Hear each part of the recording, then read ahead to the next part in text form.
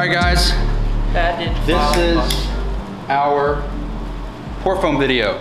Well, pink foam and pour foam.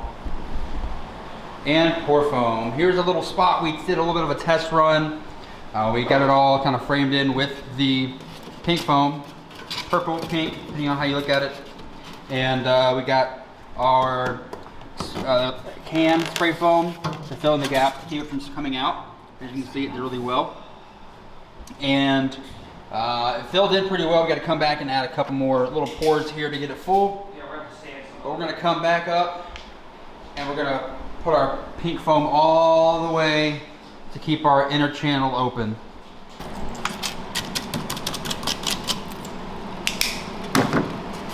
Might be a little long. We'll see here in a second. Under here.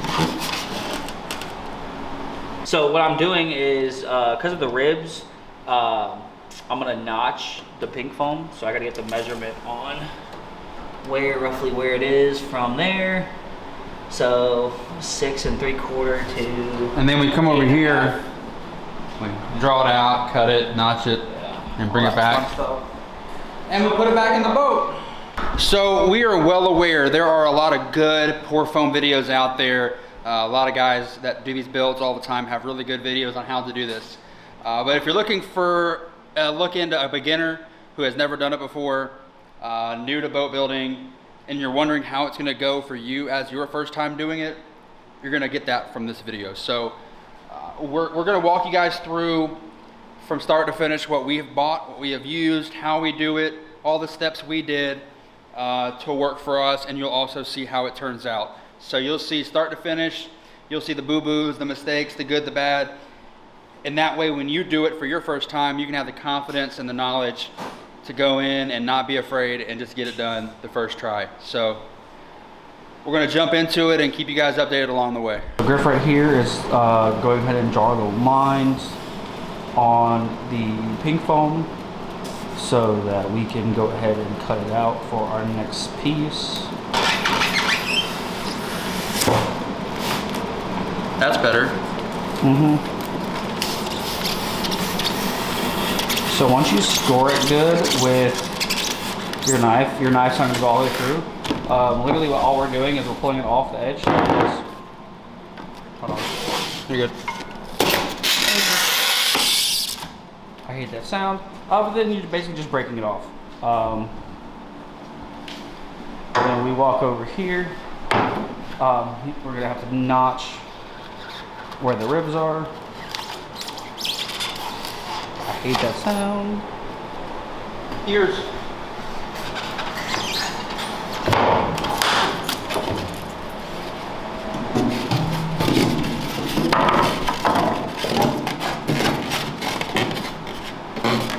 Notch that middle. It's a little short. No, I'm just getting where I needed it.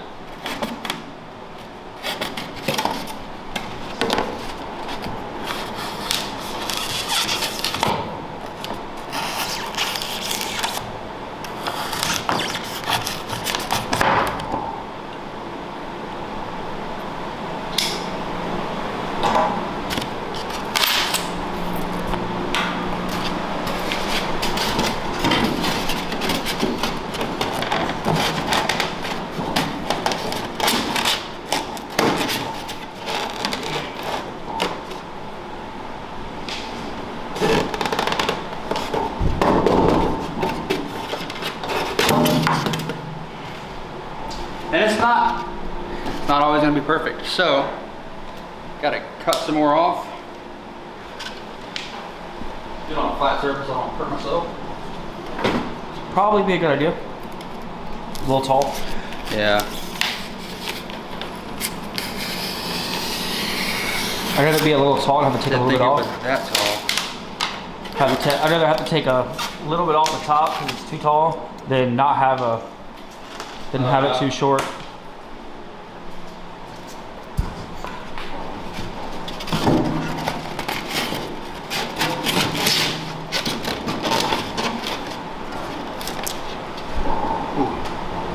This is pretty good. It's pretty short. It's about a 1/4 inch short right there on the side. Cut that extra long. Slide in that gap. All right, so we're gonna go ahead and mix our foam. So we have part B and then part A. It's obviously a two-part foam. According to the directions, once you mix them together, you have about 25 to 30 seconds of mixing, and then once they're mixed together fully, you have about 20 seconds according to directions to pour it. So we have part B in the Burger King cup, because we're trying to be resourceful and not, you know, waste. Dirty up some good cups. Yeah, dirty up some good cups and stuff. The part A is in the Wendy's cup. So we're gonna actually mix them together, stir them with a stirrer. They recommend you use the little paddle stirrer on a drill. We don't have one. We're just trying to get it done. So I'm gonna use a cut in half Lowe's paint stirrer. So we're gonna go ahead and pour in part A.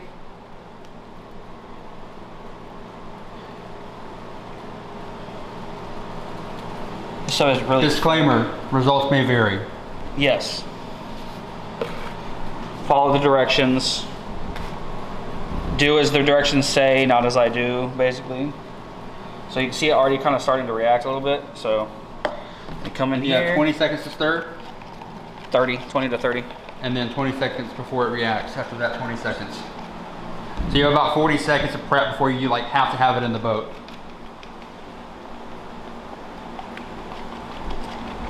And it also depends on the temperature in the room you're in. Yeah. You can actually see right now how it's kind of starting to change color and all that. And it looks like that at the end. Yep.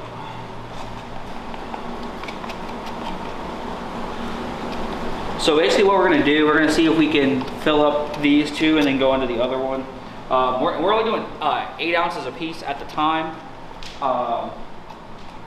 We're watching our Hawks in the playoffs. Yes, so it's halftime, so we're trying to get this done. All right, should be Gucci. Do that. Do that little drag. Pour the far one first. This one? Yep. So we're going to kind of just fill it in Go there. towards the back, and then go to the front. That should be plenty. Just a little bit. That's good. And then come back. All right.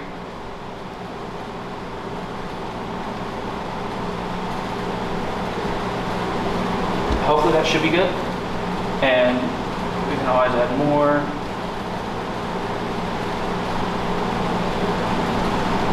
Matthew, what are you doing? Foaming.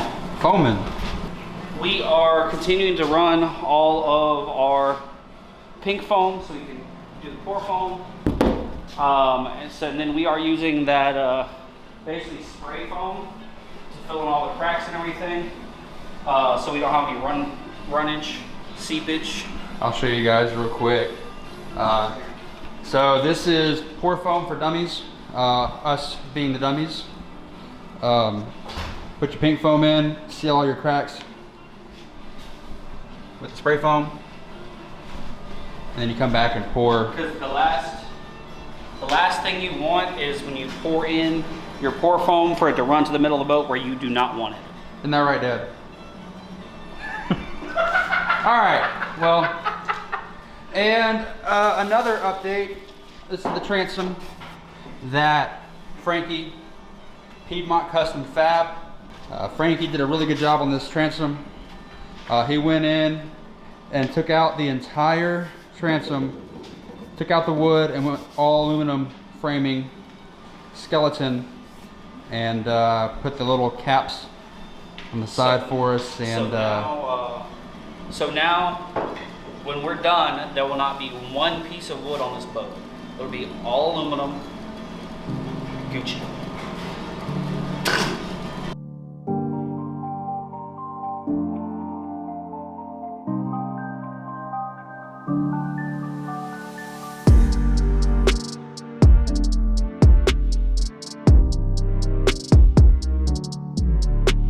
But I did want to give you guys a quick update. This is how your boat will look, especially if it's your first time with pour foam, because you're not familiar with how much it expands, how much it fills.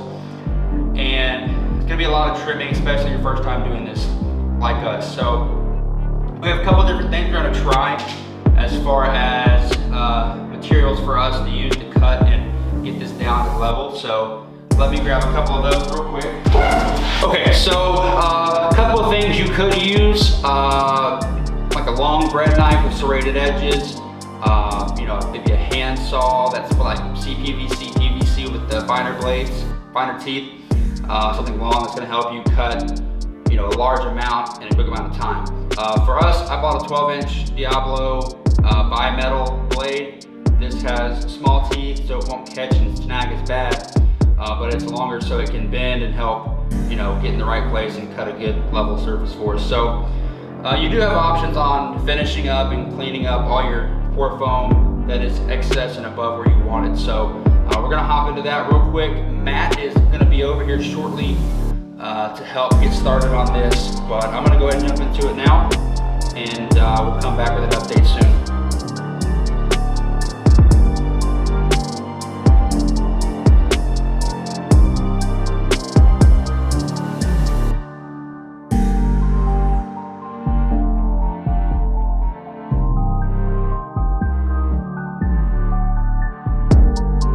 Long sawzall blade is very good because it's bendable. You can get the right, you know, cut and angle you want. So we're gonna keep moving here, and so far so good.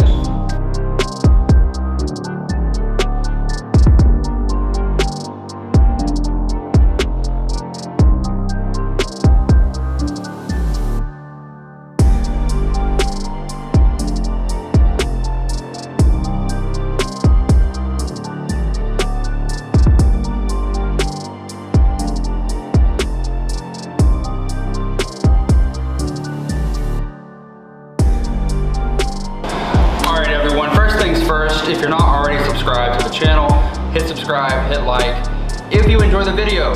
And if you have any questions or comments or concerns, leave a comment, let us know what you think. All right, just so you guys know, if you are looking for a video to help you with your pour foam, if you're a first timer, never done it before, like us, a pour foam for dummies, you know, Matt and I are dummies, so, you know, if that describes you, what you're trying to do, this is your video. So, more coming this weekend. Stay tuned.